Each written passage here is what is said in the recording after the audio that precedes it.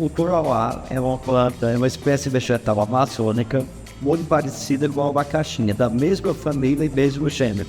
O nome científico é Arnalus erectifolia. O curauá ele apresenta essa característica dele poder ser cultivado em terra firme, que são as áreas que não sofrem influência das cheias, né? E ele apresenta boa adaptabilidade, né? Apresenta rusticidade. Então isso confere ao curauá características, vantagens, né? Em relação a outras espécies produtoras de fibras naturais que são produzidas aqui na região. Assista agora A Força do Agro com Joyce Mafezoli. Seja muito bem-vindo em A Força do Agro. Planta nativa da Amazônia pode ser utilizada na indústria têxtil. A Embrapa Amazônia Ocidental, em parceria com diversas instituições, está ajudando a transformar o curauá em uma nova oportunidade para produtores e a bioeconomia da região.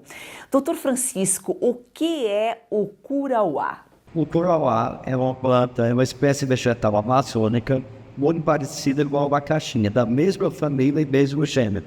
O nome científico é Arnalus erectifolia. O curauá diferencia do abacaxi com o abacaxi tem espinhos nas laterais, nas bordas da folha, enquanto que o curauá não. Só tem uma espécie de espinho no final da folha, na borda da folha. Mas produz fruto também, parecido com o abacaxi, só que de menor tamanho. Enquanto que o fruto do abacaxi é para o uso como alimento comestível, o do curauá pode ser usado como ornamental, mas também produz perfilhos também. Perfilhos são novas plantas ao redor da coroa, ao redor do fruto e também ao redor do tronco da planta, na torceca. O diferencial é que o curauá é usado das suas folhas são retiradas fibras vegetais para os vários usos das indústrias que utilizam a fibra vegetal. Felipe, por que pode ser considerada promissora aí para a Amazônia? O curauá ele pode ser considerado uma espécie promissora por ele ter a característica principal de ser cultivado em terra firme. Os dois principais ambientes de cultivo hoje que nós temos na região é a várzea e a terra firme. A várzea ela sofre a influência das cheias, né? Então, a principal espécie hoje produtora de fibra natural é a juta, né? E a juta ela é produzida nessas áreas alagadas, nas áreas de várzea. Então, o juticultor ele fica muito suscetível a ataques de animais peçonhentos, né? Aranhas, cobras, arraia, que é muito comum aqui na nossa região, né? Então, a juta apresenta essa característica, né, do cultivo ser dentro da água, em áreas alagadas.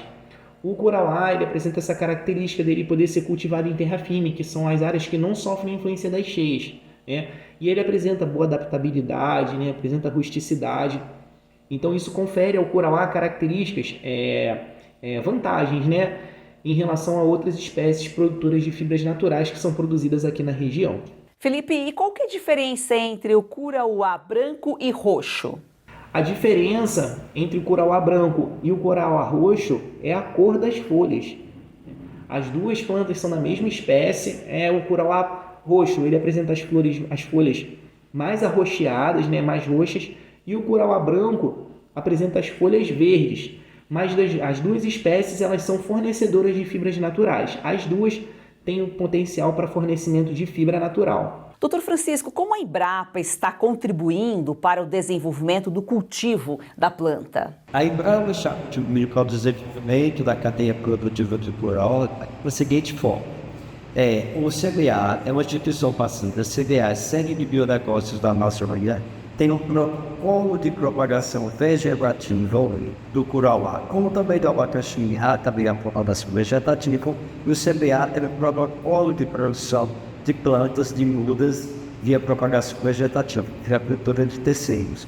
E a Embrapa, em parceria com o CBA e a UFANA, tem desenvolvido técnicas de cultivo. Quando a gente fala técnicas de cultivo, envolve desde espaçamento. O espaçamento é a distância entre uma planta e outra. Adubação para fazer a nutrição da espécie. Os estudos são iniciais. Aí nós já verificamos para o curauá branco e roxo o tempo que leva em vasos para o desenvolvimento da planta. Felipe, quais foram os resultados dos testes de cultivo até agora? Os resultados dos testes de cultivo, nós realizamos dois experimentos. Um experimento em casa de vegetação e um experimento de campo. No experimento de casa de vegetação, nós acompanhamos todo o crescimento da planta, desde o plantio até a entrada dela na fase reprodutiva. E nós fizemos todo um estudo de fenologia.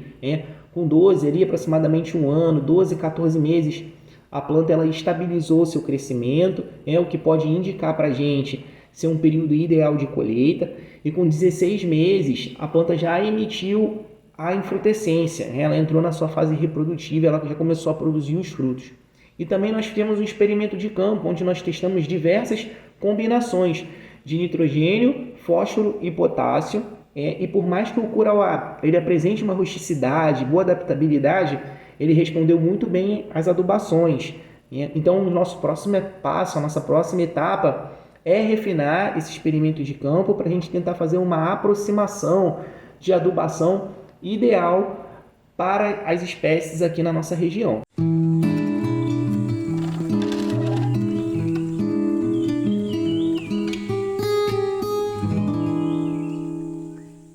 Já voltamos a falar sobre esse assunto. Agora vamos ceder espaço aqui para o quadro Da Porteira para Dentro com Frederico Dávila. Seja bem-vindo, Frederico.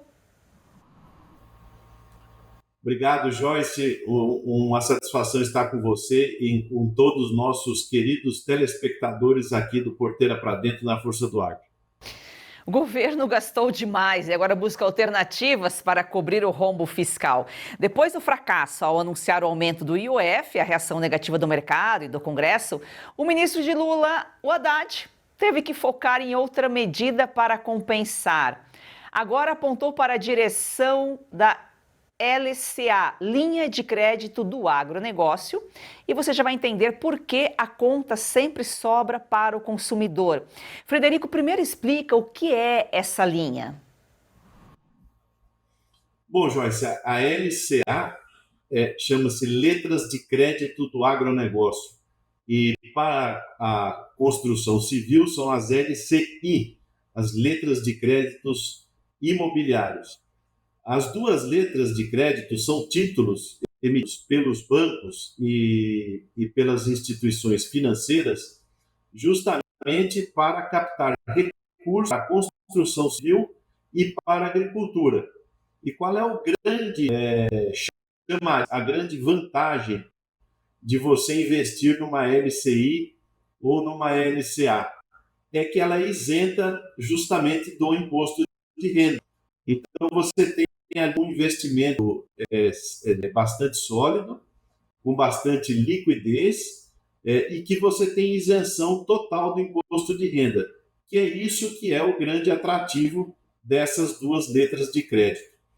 O fato do ministro Haddad querer tributar as duas letras de crédito, que são as bases da economia nacional, que são a construção civil e a agricultura, ele está justamente retirando o estímulo que as pessoas têm de investirem nessas letras de crédito. Então, por exemplo, se você hoje for comprar uma LCA, você não precisa ser ligada ao setor do agronegócio, nem da construção civil. Você chega no banco, normalmente são investimentos aí de LCA, você pode investir a partir de R$100, então você pode investir 100, 200, 1.000, 5.000 reais ali numa LCA e você vai receber um percentual do CDI, que normalmente hoje está em torno de 88%, 90%, totalmente isento de imposto de renda. Ou seja, seria proporcional a um investimento tributado por imposto de renda, seria algo como você receber aí 13,5%, 14% ao ano, que é um valor bastante alto, um valor considerável. E cabe aqui lembrar, né, Joyce, que mais de 40% dos do Plano Safra vem das LCAs. Em abril, a LCA, né, juntamente com a LCI, que você já colocou aqui, que é do setor imobiliário, essas letras somaram quase 560 bilhões de reais. Só no primeiro trimestre de 2025, na B3, né, a Bolsa de Valores, aí alcançaram 979 bilhões de reais. Boa parte, como o Frederico já colocou aqui, destinada ao agro. O que isso pode representar? O crédito pode se tornar, se isso realmente de fato for concretizado, passar a cobrar o imposto de renda desses títulos aí, o crédito para quem produz pode se tornar mais caro? Com certeza, automaticamente ele se torna mais caro, impacto no custo de produção, impacto no custo de crédito repassado ao consumidor final. E nós, de novo, né, aí nós produtores e o setor financeiro, o setor imobiliário, sustentando a gastança irresponsável do governo federal. Joyce, é importante a gente frisar aqui que não existe nenhuma proposta de corte de gastos, nenhuma proposta nesse sentido do governo federal. É só gastança, viagens milionárias feitas pelo casal Lula e Janja. A viagem à Rússia, eu acabei de ver, custou 2 milhões de reais, Lula e sua comitiva para a viagem à Rússia, e nenhuma medida assim efetiva de contenção de gastos. Então você pega aí estatais dando prejuízo, como o caso do Correio. Os Correios tiveram aí 2,6 bilhões de reais de prejuízo, isso tem que ser aportado pelo Tesouro Nacional. Lembrando que o governo anterior deixou o Correio com lucro de 3,1 bilhões de reais, e agora nós estamos com 2,6 bilhões negativo, e outras empresas estatais também dando prejuízo, como é o caso aí em São Paulo, né, do CEAGESP, que foi entregue com lucro de 40 milhões de reais e hoje já está dando prejuízo. Então isso aí acontece no Brasil inteiro. Então nós temos um governo perdulário, irresponsável, incompetente administrativamente. O ministro Fernando Haddad foi o pior prefeito da história da cidade de São Paulo, deixou a cidade num caos completo, tanto é que não conseguiu nem ser reeleito, que é difícil, né? Uma pessoa que está sentada no cargo não conseguir se reeleger. E agora a nossa esperança é justamente com a Frente Parlamentar da Agricultura. Eu conversei com o presidente da frente, o deputado Pedro Lupion, falei com a ex-ministra senadora Tereza Cristina também a respeito dessa situação, e ambos estão mobilizando a FPA para que essa medida relativa à LCA e LCI não siga adiante. Não é possível que o governo não consiga tomar medidas de corte de gastos e só expropriar o setor produtivo e todos aqueles que trabalham através de novos impostos. Eu vi aqui recentemente, acho que foi ontem, que nós tivemos um novo imposto a cada 37 dias desde a assunção do presidente Lula ao governo. Então, nós temos aí 24 novos impostos ou aumentos de alíquota na razão de um para cada 37 dias. É um verdadeiro absurdo, né, Joyce? Lembrando que esse anúncio aí do Haddad de cobrar o imposto de renda sobre esses títulos e também taxar as bets foi uma medida, né, depois do anúncio desastroso lá, né, do aumento do IOF, repercutiu muito mal, teve uma reação muito negativa do mercado, do Congresso. O Congresso deu 10 dias para ele criar outras alternativas, aí o Haddad veio com essas sugestões aí, mas possivelmente o Congresso não vai deixar passar, não é possível, né, Frederico? A Frente Parlamentar, como você colocou aqui do agro, está preocupada, é preciso sim equilíbrio nas contas, mas penalizar o agro, que é quem produz, que é quem leva alimento, aí não, né? E sempre frisamos aqui, não é culpa do produtor. O produtor quer vender mais e mais barato. Agora, se é ruim para o produtor, é pior ainda para o consumidor. Com certeza. E vou dizer mais, Joyce. Isso é proposital, porque esse governo está comprometido com a destruição do setor produtivo nacional. Veja só, eles estão tomando essa iniciativa, eles propuseram isso bem no mês que é construído o Plano Safra. O que você faz, que mensagem que você deixa, o governo deixa ao fazer fazer esse anúncio? A mensagem que você deixa é o seguinte: olha, a LCA, que tinha a sua atratividade na isenção do imposto de renda, não é mais atrativa. Bem no mês que está sendo constituído o Plano Safra. Então, essas pessoas são espantadas desse investimento. As pessoas vão procurar outros investimentos porque elas querem justamente escapar da taxação. Então, elas vão procurar algum investimento que ofereça maior renda, porque aqui o ministro Haddad não está dizendo que esses 5% compensados em favor do investidor, ou seja, aquele investidor que coloca o dinheiro lá, o grande chamariz, a grande vantagem para ele é não pagar imposto de renda. E você faz isso bem na boca do lançamento do Plano Safra. Isso é proposital para atingir o setor agrícola e o setor imobiliário.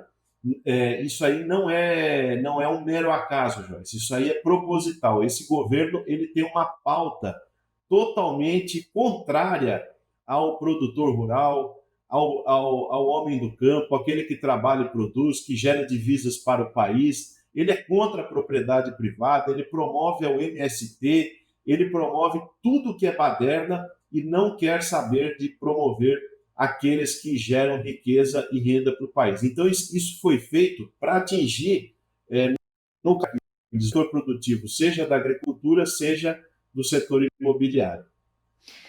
Penalizar o agro é penalizar o crescimento do país. Para o país se desenvolver aí é preciso ordem e progresso. Frederico, uma excelente semana para você e tomara que na próxima a gente volte com boas notícias e que essa situação aí esteja revertida, seja revertida. Exatamente, Joyce. Espero que aqui semana que vem a gente consiga dar boas notícias para o produtor, mas eu tenho plena confiança no trabalho do deputado Pedro Lupion, presidente da FPA, e da senadora ex-ministra Tereza Cristina, na mobilização de toda a frente parlamentar e também daqueles deputados que não fazem parte da FPA, para se mobilizar contra mais esse absurdo proposto pelo governo federal, que é tributar as letras de crédito do agronegócio e imobiliárias.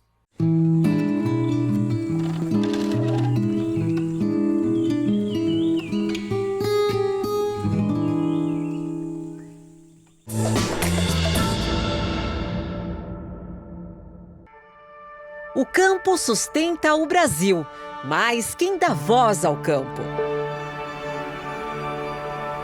Na Revista Oeste, o agronegócio não é pauta de ocasião, é prioridade. Informação que respeita quem produz, conteúdo que chega onde o agro acontece. Assine a Oeste por R$ 1,15 por dia. E você fortalece o jornalismo que entende a força do campo. Acesse revistaoeste.com/assine.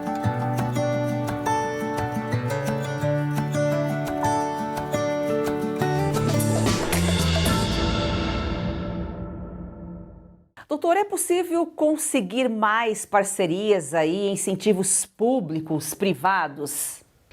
Sobre parcerias públicas e privadas, FAPEA é uma instituição pública de fomento à pesquisa através de projetos aprovados, sim.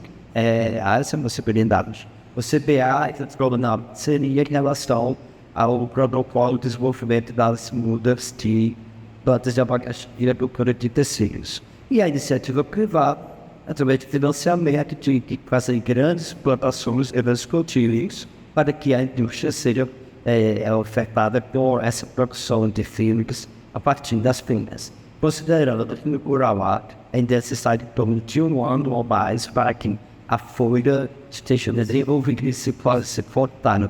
E retirada fibra de lácteas adaptadas para isso. Felipe, quais as aplicações do Curauá na indústria têxtil e de polímeros? O Curauá, ele é uma planta muito importante, né, que tem muitas aplicabilidades, tanto na indústria têxtil como na indústria de polímeros. Na indústria têxtil, o Curauá ele pode ser utilizado na confecção de tecidos, de mantas, né? Então é uma espécie muito importante. O Curauá ele já é utilizado, né, ele já tem um histórico, né, para produção de cordas, para produção de linha, né? O Curauá é um nome indígena e ele quer dizer corda, né? O significado da palavra, né? Então ele já tem uma tradição, ele já é utilizado no artesanato, é combinado com biojóis. Então ele tem esse apelo, né, dentro do ramo têxtil. Tá? Ele pode ser utilizado também na confecção de sapatos, tá certo? E dentro da indústria de plástico, da indústria de polímeros, ele pode ser utilizado na substituição do plástico, né?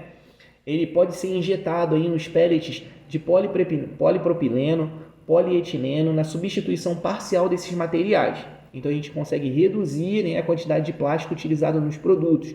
Isso gera sustentabilidade, né? A gente consegue reduzir o período de degradabilidade desses materiais no meio ambiente, tá certo? Então ele gera esse impacto aí de sustentabilidade nos produtos, sendo muito importante para as duas indústrias, né? O Curauá, ele inclusive é considerado como um linho, né? Um novo linho, o linho da Amazônia. Doutor Francisco, o que é a técnica de cultura de tecidos e como funciona? A propagação das plantas, que é a propagação, a gente tem novas plantas. Pode ser por sementes, que é os processos mais usados, mas quando a planta não tem as sementes suficientes, a gente pode lançar logo da técnica de cultura de tecido. É pegar um tecido vegetal, no caso do Curauá, levar para o laboratório, fazer a multiplicação dessas células, desses tecidos, e a partir de uma gota a gente tem até 50 ou 60 novas plantas. Então essa é a técnica da cultura de tecido. Claro, tem todo um protocolo que é dividir, colocar no meio de cultivo, né, com os nutrientes. Depois desse meio de cultivo ela vai desenvolver, formar raiz, parte aérea, aí depois vai para o substrato e depois vai para o período de aclimatação. Isso ainda numa casa de vegetação associada a um laboratório. E a partir daí, quando a planta estiver no ponto ideal, é levada para o plantio definitivo no campo. Você está cansado de tomar 10, 15, até 20 comprimidos por dia e mesmo assim as dores não vão embora? Se você sofre com dores nas articulações, artrite, artrose, reumatismo, fibromialgia, dores na coluna ou nas pernas, preste atenção, este recado pode transformar a sua rotina e a sua saúde. Pode, vai transformar, Caute. A Vitagold inovou mais uma vez e apresenta o Vitais 7 em 1. Uma fórmula com 7 ativos mais indicados por especialistas, agora em apenas 2 cápsulas por dia. Chega de tantos remédios. Agora praticidade, pra você mais saúde e menos dor. É isso aí, olha o que você encontra no Vitais 7.1. Magnésio para fortalecer os ossos, cúrcuma para aliviar as inflamações, creatina para mais força e disposição, colágeno tipo 2 para regenerar as cartilagens, MSM reduz inchaço e rigidez, a clorela protege o fígado, a vitamina C turbina a imunidade, ou seja, tudo 100% natural e com comprovação científica. E quem usa, aprova. Vamos ouvir agora o recado especial da querida Lucinha Lins, que faz uso diário do Vitais 7 em 1. Cansada de tomar vários comprimidos por dia, não é mesmo? Eu também. Por isso a Vitagold tem agora o Vitais 7.1. São os 7 principais ativos para cuidar da sua saúde e ajudar você que sofre com dores nas articulações, artrite, artrose, reumatismo, fibromialgia. A Vitagold desenvolveu um creme de massagem e vai mandar aí para você de presente. Lucinha falou tudo. O Vitais 7 em 1 mudou a vida dela e agora pode mudar a sua. Ligue agora para o 0800 291 2200 e aproveita a oferta exclusiva. 70% de desconto para os 100 primeiros. Tem que ligar agora, porque além dos 70%, você vai levar de presente o nosso relógio inteligente e ainda o nosso gel Santa Maria, creme para dores localizadas.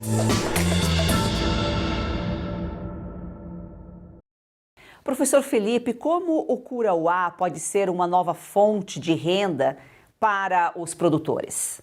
Bom, o Curauá ele pode ser uma fonte de renda para os produtores. Quem deseja produzir Curauá, hoje nós já temos mudas. Um dos gargalos que o Amazonas tinha há pouco tempo atrás o gargalo era a falta de mudas no mercado, mas com o desenvolvimento aí de protocolos de micropropagação, culturas de tecidos, hoje nós já temos diversas startups aqui no estado que já produzem mudas, né, certificadas. Então as mudas já não é um problema mais. O produtor ele consegue acessar essas mudas e é uma planta de fácil cultivo, né? Ele atende aí os diversos níveis tecnológicos de produtor, desde o pequeno, médio e o grande produtor, né, que deseja investir na produção de fibra natural. Então é um mercado que está bem ativo, né, bem atrativo. A gente consegue beneficiar esse produto dentro da propriedade, o que também é muito importante. O produtor ele consegue plantar, fazer desde o plantio até o produto final de beneficiamento, fornecer a fibra já beneficiada, a planta já desfibrada. Então isso é muito importante e atende a diversos níveis de produtores aqui do estado, desde a agricultura familiar até a grande escala de produção. Doutor Francisco, é acessível para pequenos e médios produtores? Sobre ser acessível para pequenos e médios produtores, sim. O que há necessidade é que essa tecnologia do protocolo de propagação vegetativa ela seja passada para laboratórios, tanto em públicos ou privados, e pode ter plano de a necessidade de grande número de plantas via componente de tecido. E aí entra a figura dos laboratórios credenciados para fazer esta propagação e disponibilizar à medida que for solicitado plantas para os plantios comerciais. Professor, de que forma o Curauá pode impactar de forma positiva a bioeconomia da Amazônia? O Curauá ele pode impactar na bioeconomia, sem dúvida, pois as empresas do distrito hoje elas demandam por produtos, por bioativos da Amazônia, né? E o setor de fibras naturais hoje um forte demandante, um exemplo é o setor de termoplástico, que demandam por essas fibras naturais, né, para inserção desses ativos em seus produtos. E sem sombra de dúvida o Curauá está inserido dentro dessa perspectiva, né, de atividade econômica, né, impactando diretamente na bioeconomia. Doutor Francisco, como pode contribuir para a sustentabilidade da indústria nacional? É uma planta amazônica que é de ocorrência natural. Já teve cultivos aqui na Amazônia, então a partir desse cultivo, sim, é uma planta que é cultivada em terra assim, não precisa ser cultivada naquela condição de várzea em que o produtor precisa, o agricultor precisa, em algum momento, entrar na água, beneficiar. Aí tem toda essa questão de saúde, o Curauá é de terra assim. É uma planta que vai ocupar o solo por baixo do ano. Então, pensa assim, sustentabilidade nesse aspecto. Claro, a agroindústria que está associada para poder fechar essa produção e disponibilidade da fibra de Curauá. Felipe, o Curauá, ele pode ser uma alternativa viável a longo prazo?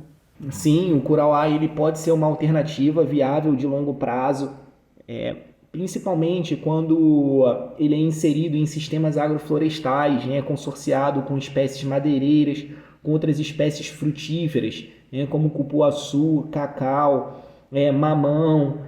Então, a pesquisa que nós estamos desenvolvendo hoje, né, uma das linhas de pesquisa é testar o melhor arranjo produtivo, né, o melhor arranjo de combinação de plantas dentro de um sistema agroflorestal. E muito importante destacar que esses sistemas eles têm que obedecer às especificidades locais de cada município, né? Porque cada município tem sua cultura de produção, né? Então, adequar, inserir essa planta, né, como uma alternativa de diversificar a produção é muito importante. Doutor Francisco, muito obrigada pelas suas informações, foi um prazer recebê-lo. Estamos à disposição para mais esclarecimentos. E agradecemos também por ter procurado entrar para as instituições parceiras para o conhecimento das nossas pesquisas e tecnologias.